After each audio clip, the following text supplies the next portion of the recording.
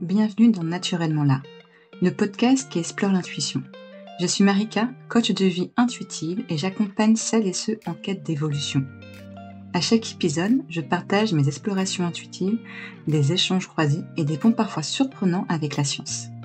Ici, on plonge en douceur dans ce qui est souvent jugé ou méconnu et est pourtant naturellement présent en chacun de nous.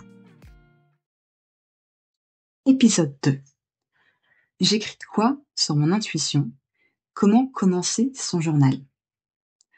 Quand j'ai décidé de me lancer dans le journal intuitif, j'avais une envie claire. Mais finalement, quand je me suis retrouvée devant mon cahier tout neuf, tout beau, je me suis posé une question. J'écris quoi maintenant? Qu'est-ce que je vais y mettre? Quels sont les exercices, les types d'exercices? Est-ce que je prends une approche méthodique, très cadrée, ou au contraire très spirituelle, très libre? Est-ce que je me laisse guider au feeling? Ou est-ce que, au final, je structure un peu les choses?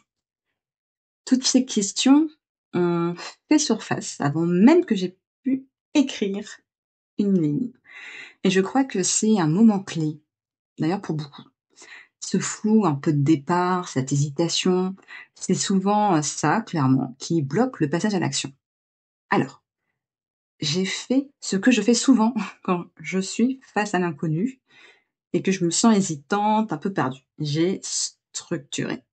J'ai créé une sorte de mode d'emploi de mon journal intuitif, clairement, dans les premières pages. J'ai commencé par écrire le titre, écrire mon pourquoi. En gros, qu'est-ce que je cherche à travers cette pratique, ce journal intuitif. J'ai également écrit mes intentions et mes objectifs. Et aussi un sommaire avec des sections, définitions, citations inspirantes, concepts clés, typologie d'intuition comme impression, impulsion, télépathie, etc. Cette structuration clarifiée. Et quand je sens que c'est structuré, ça me rassure. La voie est balisée. Ensuite, j'ai cherché des exercices. J'en ai trouvé dans les livres, comme Libérer la voix de votre intuition, d'Isabelle Fontaine, ou dans des contenus en ligne comme Comment se brancher sur votre sixième sens de Sylvain Jung. J'ai décidé de faire un exercice par jour. Au départ, tous les jours.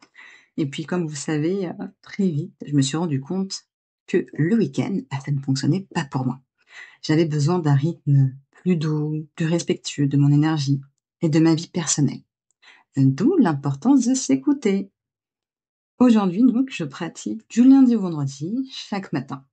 Et j'écris mon bilan juste après, où je prends des notes sur mes observations, sur mes ressentis, mon avis, mes interrogations. Et je note également mes doutes, facteur normal lors de l'exploration de nouvelles terres. Par exemple, ça peut être, est-ce que c'est vraiment de l'intuition que je capte ou est-ce que c'est mon mental qui me parle? Est-ce que je vais enfin comprendre entièrement ce que me dit mon corps, etc.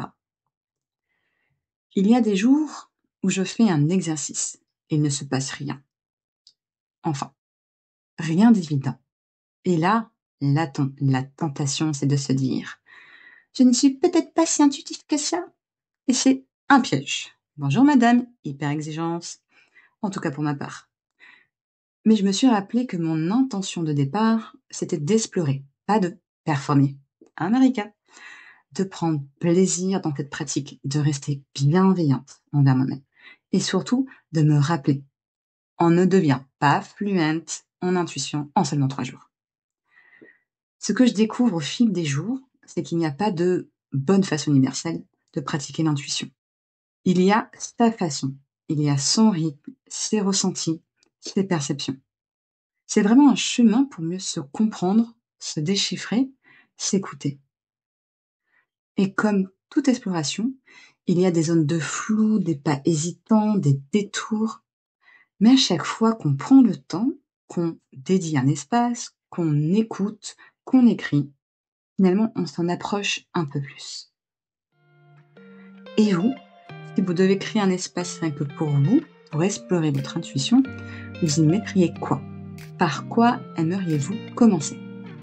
Alors peut-être ça peut être une phrase, ça peut être une question, ça peut être une citation, ou un moment, peut-être, à vous de voir, de silence avant d'écrire ce qui vous vient spontanément à l'esprit. Partagez-moi vos expériences personnelles en commentaire ou par message sur mon site. Et rappelez-vous, l'intuition, ça se cultive petit à petit.